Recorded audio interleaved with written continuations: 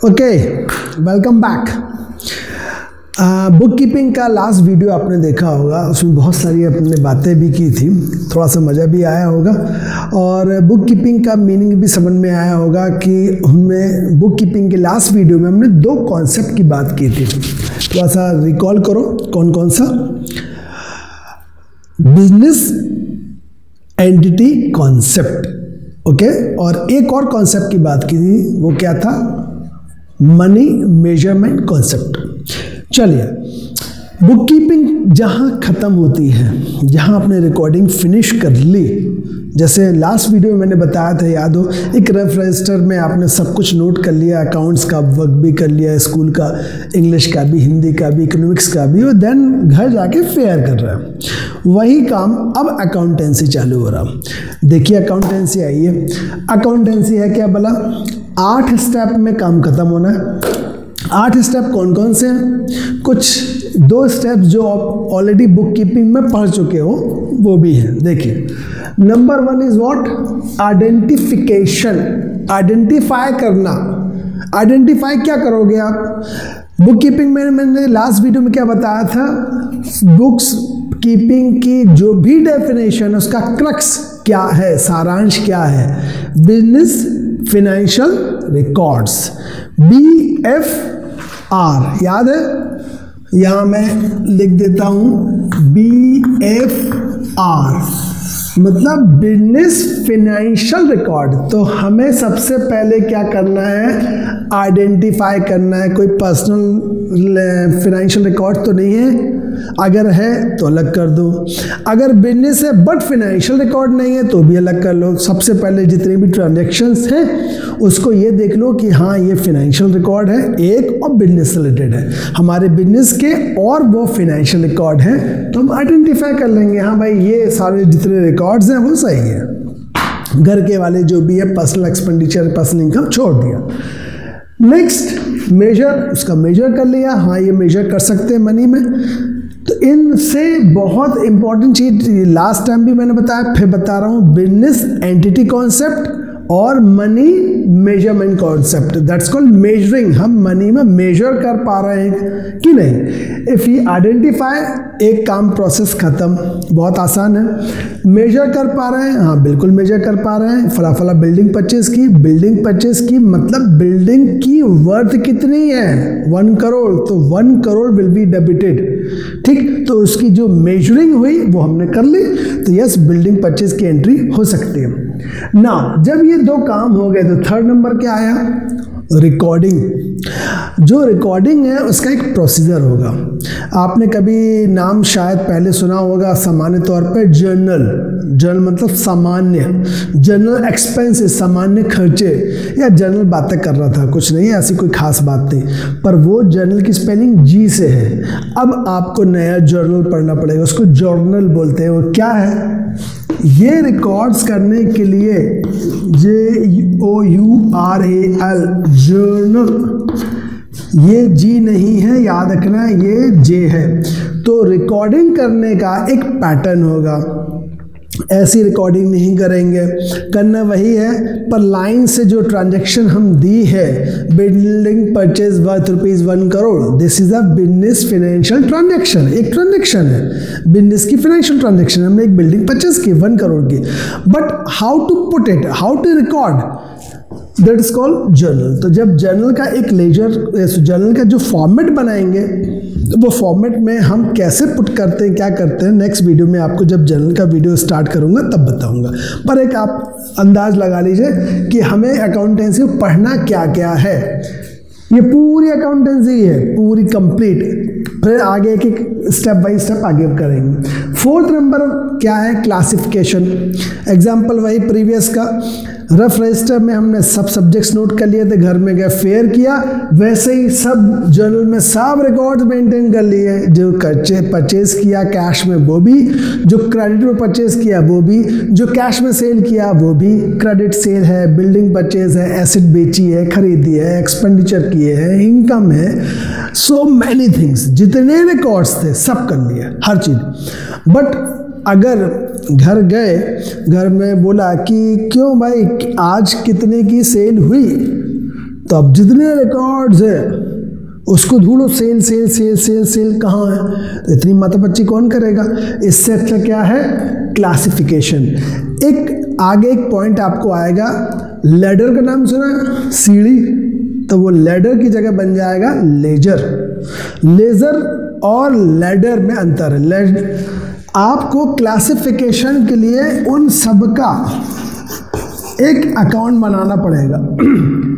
Classification कैसा, बहुत आसान है, सेल सेल सेल उठा के एक अकाउंट बना लीजिए, परचेज जितनी है वो अकाउंट बना लीजिए, कैश का पिकअप कर लो, बैंक पिकअप कर लो। अब बैंक में आपके 3-4 अकाउंट चल रहे तो बैंक SBI अलग बना लीजिए, बैंक ऑफ बड़ौदा अलग बना लीजिए, bank of India capital account है वो अलग बना लीजिए, गुड्स अकाउंट है अलग बना लीजिए। तो क्लासीफाई कर लीजिए, जितने रिकॉर्ड्स लिखे हैं ढेर सारे पिकअप करना है, परचेज एक अकाउंट, सेल सेल सेल एक अकाउंट, उसको कहते हैं क्लासिफिकेशन। ये एक चैप्टर आगे आपको इसके खूब सारे सब्स भी आएंगे, बहुत आसान है, बहुत इजी है। जनरल बन गया तो लेजर लेफ्ट हैंड प्ले है। इसके बाद जब ये क्लासिफिकेशन कर लिया तो हमको नेक्स्ट एपिसोड कहाँ पहुँच जाएंगे हम, समराइज। इसको समराइज तो करो।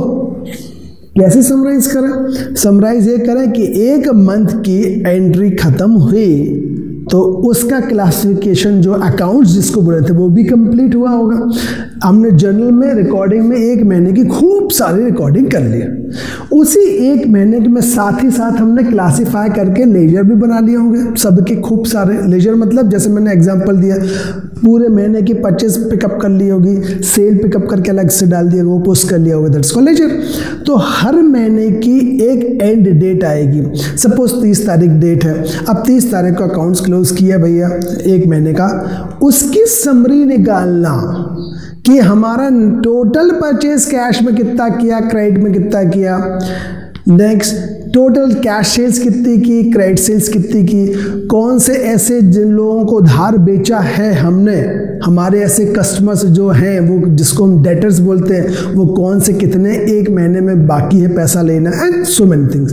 तो that is called what, summarising. तो हम हर बार हर मंथ में एक समरी बनाएंगे, वो समरी लास्ट में एंड में बहुत काउंट होगा, क्योंकि वही लेजर के बैलेंस, वही समरी जो फॉरवर्ड होते होते हमको ट्राई बैलेंस, एक चैप्टर आएगा आपको, जितने लेजर के बैलेंस है उसको ट्राई बैलेंस में पहुंचा देंगे।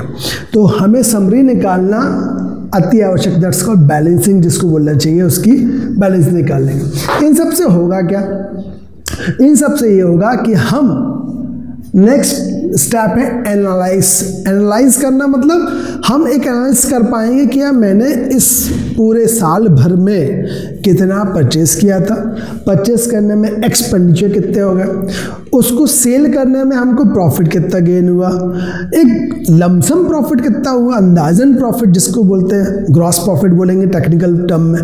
यहाँ पर छुटपुट भी खर्चे भी हुए तो उसके खर्चे लेस करके नेट प्रॉफिट कितना हुआ होगा। तो एक एनालिसिस करने के लिए हमें पास जब तक डेटा नहीं होगा, जैसे आप लोग घर में खूब सारे खर्चे करते रहते हैं, पापा से कभी आप पूछिए पापा घर का खर्च कितना होता है, तो पापा अंदाजन बताएंगे बेटा 50,000 रुपये खर्च हो जाता है। अगर डिटेलिंग में बात करोगे तो आपकी आंखें फटी रह जाएंगी, अरे बाप रे पापा आप 50 बोले थे, इस साल तो इस महीने तो 62 हो गया और अगले महीने तो 38 हो गया ना, क्यों, अरे बेटा उस महीने में ना इंश्योरेंस प्रीमियम की हमारी इंस्टॉलमेंट आती है तो वो अमाउंट ज़्यादा हो गया, और एक बार वो एनुअली देते हैं तो आगे से हमारा अमाउंट कम हो जाता है, फिर फला मंथ में ज़्यादा क्योंकि नगर निगम का हमको टैक्स पे करना पड़ता है या इनकम टैक्स पे करना पड़ता है, अनइवन होता रहता है। तो अब आप जब अकाउंट्स वाले बच्चे हो तो पापा मम्मी की हेल्प करो, बजट बनाओ, एनालिसिस करो कि यार हमारी आउटिंग में पापा अपन लास्ट मंथ में भी ना 2 या 3 बार फिल्म देखने गए थे, उसमें अपन पॉपकॉर्न भी खाया था और फिल्म की टिकट भी 250 के हिसाब से रही थी, 4 लोगों के हिसाब से 1000 रुपये तो टिकट में खर्च किया। छोटे भाई बहन ने बोला था फिल्म जाना है तो फिल्म के साथ साथ डिनर भी बाहर करना है, एंड सो मैंने तो आपने धीमे धीमे एनालिसिस करने लगे कि अरे पापा कुछ खर्चों में कटौती करने की बनती है। क्यों, ये कैसे मालूम चला, क्योंकि अब आप जो बात कर चुके थे वो तो भूल जाते हैं, अगर वो लिख लिया होता लिख लिया होता तो क्या होता, आप एनालिसिस कर सकते थे कि हाँ यार वाकई खर्च ज़्यादा हो रहा है, पापा हमारी बात तो मान जाते हैं परंतु ये भी हमको देखना चाहिए। अगर अकाउंट्स वाले बच्चे हो तो पैसे से रिलेटेड जहाँ भी जो भी चीज़ आती है पापा से पकड़ के खींच के ले लो, पापा अकाउंट्स वाला काम हमें दो, हमें सीखना है, हमने कॉमर्स लिए इसलिए।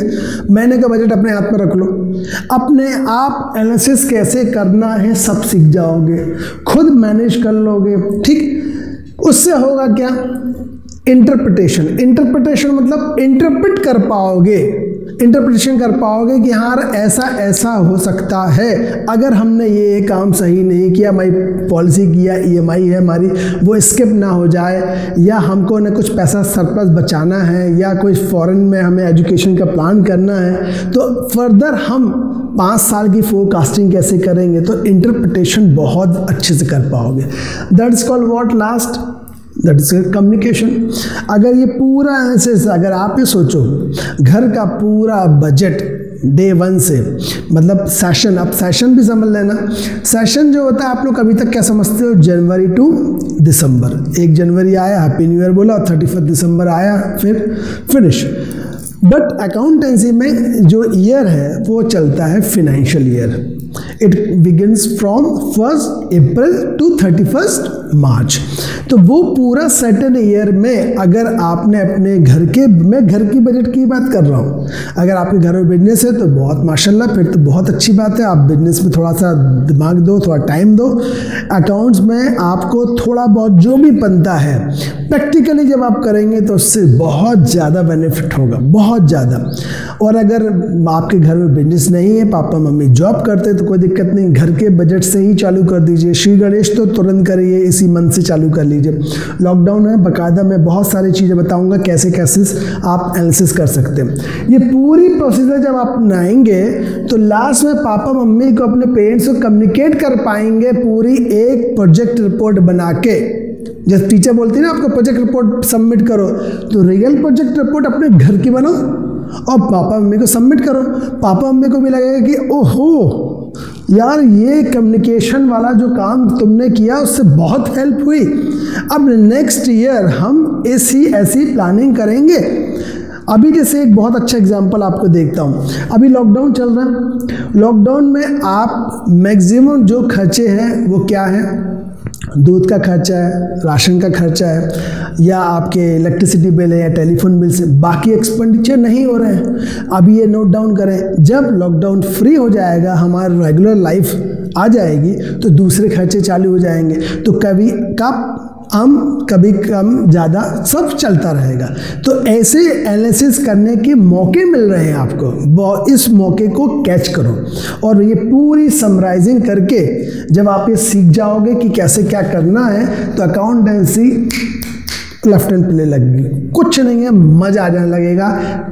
एक सिंपल सी नोटबुक उठाओ, कॉपी में अपने ढंग से लिखना चालू कर। अकाउंटेंसी कोई भी बच्चे से बच्चा पढ़ सकता है, इतना आसान सब्जेक्ट है और मज़ेदार भी। तो एक बार मैं लास्ट में रिपीट करता हूँ, आइडेंटिफाई किया हमने उसको, उसके बाद मेजर का है, पैसे से रिलेटेड अगर मेजर कर सकता है, देन उसको रिकॉर्डिंग की, उसके बाद हमने क्लासिफिकेशन किए, ठीक। क्लासिफिकेशन के बाद उसकी समराइज की, समरी या बैलेंस जिसको बोलना चाहिए, ताकि हम एनालिसिस कर सकें और आगे चल के इंटरप्रिटेशन में काम आए। और लास्ट में हम अपनी, अगर आप अकाउंट्स या चार्टर्ड अकाउंटेंट हैं तो जो CA है वो क्या काम करेगा, ये CA कम्युनिकेट किसको करेगा, जो भी फर्म होगी जो जिसका अकाउंट्स लिख रहा है उसके ओनर को कम्युनिकेट करेगा, भाई साहब आपकी बैलेंस शीट ये बोल रही है। सो गाइज, आज अकाउंटेंसी में इतना ही, पर इसी शर्त के साथ कि आप लोग मुझे कमेंट्स करके बताएंगे कि सर मैंने घर का बजट लिखना चालू कर दिया है। Okay, thank you very much, bye bye.